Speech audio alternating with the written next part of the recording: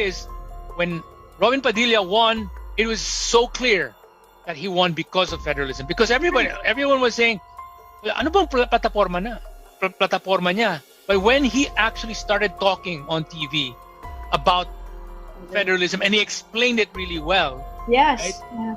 Ang daming nabilib, ganyan sila. Oh my God, this guy knows his stuff. Mas magaling pa siya sa maraming mga abogado. Oh my gosh. Tila nagkasundo ang taumbayan sa kanilang pananaw patungkol sa nangungunang senador na si Robin Padilla sa husay at karunungan nito sa federalismo. Matatandaang kaliwat ka ng pangungutya ang natanggap ng aktor nang sumabak ito sa politika dahil walaan niya itong karanasan sa paggawa ng batas. May maanghang naman na banat si Padilla sa kanyang mga kritiko, lalo na ang kampo ng mga dilawan na nais pigilan ang isinusulong ng senador na amyendahan ang ating saligang batas. Ilan na dito ay ang veteranong senador na si Franklin Drilon at ang dating spokesperson ng dating Pangulong Noynoy Aquino na si Edwin Lasierda na walaan niyang ginawang maganda noong 6 na taong panunungkulan sa gobyerno. Samantala naman, binatikos ni Jim Paredes ang numero 1 senador ngayong halalan na si Robin Padilla matapos nitong questionin ang mga nagawa ni dating Pangulong Noynoy Aquino. Sa kanilang naging usapan ni dating presidential spokesperson Edwin Lasierda ay makikita si Paredes na tinawag na stupido ang tanong ni Padilla. Hindi naman pinansin ni Robin Padilla sila Lasierda at Paredes. At now, like how are we helping Robin? Well, I had a meeting with Senator-elect Robin last week, and I basically explained to him what are some of the things that need to be put into a new constitution and what are the things that need to be avoided. And I explained them. I basically said in that meeting, and Attorney Sal Panelo was there, and a few other people who were closely helping Senator Robin out.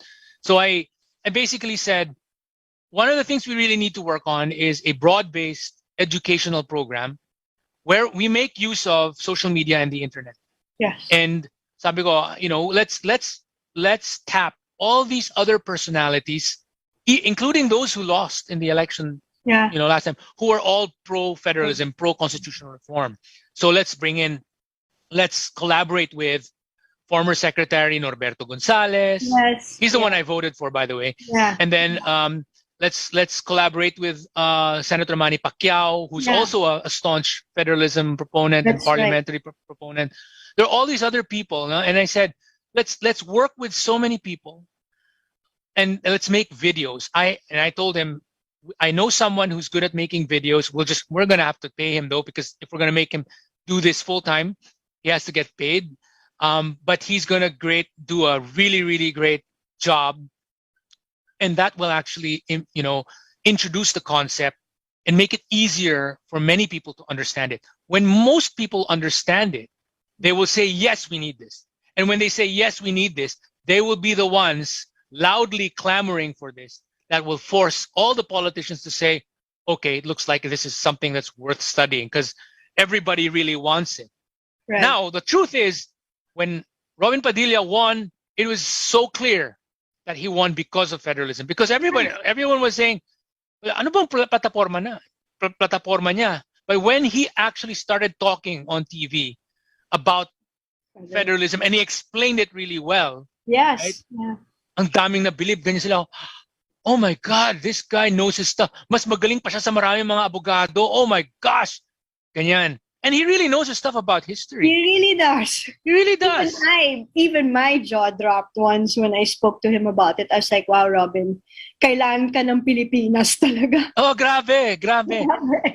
So, Robin is, and then I gave him a list of, I gave him a document that I prepared when I was helping out the IATF. So I'm pretty sure, so that in 2018, we had the CONCOM draft, and that was kind of rejected by the economic cluster, right? So President Duterte then basically said, okay, look, the economic cluster doesn't like this particular draft. So he said, let's fix it. So he called an IATF, and the DILG was the one that basically spearheaded that part. Right. So the IATF, it called back the people who were working on the federalism study group. So I was kind of part of that. So I put up a list of what we need, right? And I said, it has to be parliamentary. I said, it cannot just be semi-presidential. It has to be parliamentary. If we really want to improve everything in terms of governance, remove the toxicity of elections. Yes. Like, look at this last one, diba? Right. Sobrang toxic, diba? Get rid. I mean, I hate to say it, but particularly from one particular side. Yeah. Diba? One side was so freaking toxic, man. I firmly agree with you. I know. I said, look, we need to change the system so that we talk more about concepts like, basically platforms rather than personalities. And that's what you need in a parliamentary system. So, sabi ko, parliamentary dapat, tapos yung federalism should be gradualist para hindi magalit yung mga economic managers, para at least dahan-dahan, wag biglain, diba? Yes. And then I said, no term limits. Sabi ko, dapat no term limits. The biggest problem of the Philippines has been we thought that term limits are good. Actually, term limits made things worse. Yeah. Term limits, first of all, according to Pablo Querubin, who's actually Colombiano, he said, he studied the Philippines. He studied the 1987 Constitution. He said, out of, after, I guess, 30 years, the number of dynasties increased by, I don't know, so much. A huge number, parang times 3 from whatever it was before, times 3, times 4, times 5. Sobrang dami ng mga naging dynasties precisely because of the term limits. Why? Kasi when you have your, parang, as mayor, 3 terms ka lang ha, o pagka natapos ka na sa third term mo, hindi ka na pwede mag-run. Paano kung ang galing-galing mo na, Exactly. Ang galing-galing mo, tas meron ka pang, you still have projects, di ba? So, hindi pa tapos yung project. So, what are you gonna do? Ay, asawa ko, sige, mag-run ka ha, kasi para dala pa rin yung pangalan. Para matuloy. Ganyan. So, diba? Kaya nagkakaroon ng ganyan. Or anak ko, ganyan. Sige, tapos ako magva-vice mayor ako, ganyan. So, that pattern happened precisely because of the term limits. Yeah. We didn't have that before when we didn't have term limits. Right. And there's another PhD that I know her personally, Dr. Yuko Kasuya she's from Japan, Keio University in Japan. And she basically wrote this book called Presidential Bandwagon, Parties and Party Systems in the Philippines. In that, she really did an extensive study of what happened. Why did our party system break down? And she said, turns out in her studies, when we introduced the Mexican-style single 6-year term, it's actually based on Mexico's system. Yeah. We ended up actually destroying our party system because you no longer had that reason for, parang when you have continuity kasi, the continuity aspect of a president being, or a leader being allowed to continue on in office, it forces the parties to stay cohesive. Right. Right?